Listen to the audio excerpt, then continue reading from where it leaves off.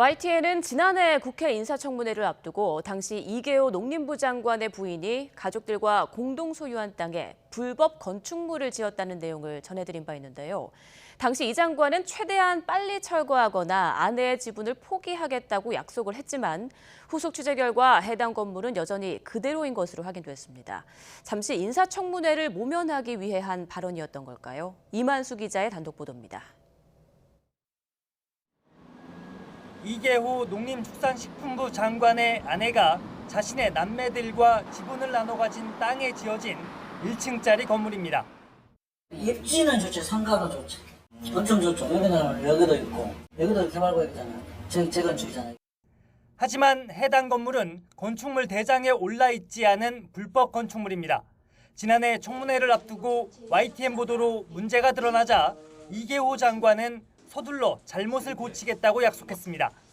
반드시 철거가 돼야 된다고 생각합니다. 그래서 최대한 빠른 시일 내에 철거되거나 아니면 저희 그 땅에 대한 지분까지도 포기하도록 그렇게 하라고 집에 얘기를 했습니다. 그럼 지금은 어떨까? 반년이 넘게 지났지만 해당 건물은 그 자리 그대로이고 땅의 주인도 변함이 없습니다. 철거도 않고 아내의 지분도 넘기지 않았는데 세입자만 발을 구르고 있습니다. 이미 장관이 됐고 아무 문제 없으니까 계속 월세를 내고 장사해라. 아니면 그냥 나가라. 이렇게 이야기하더라고요. 불법 건축물을 관리하는 광주 남구청은 지난해 12월 건축물을 철거하지 않자 이행 강제금을 부과했습니다. 문제는 강제 철거 권한이 없어 무작정 버틴다면 뾰족한 방법이 없다는 겁니다. 저희가 이제 강제 철거를 없다 보니까 시작 안 하시면 이행강제금을 부과하고 그 이행강제금을 납부를 안 하시면 압류를 하고 그런 식으로 진행을 하거든요.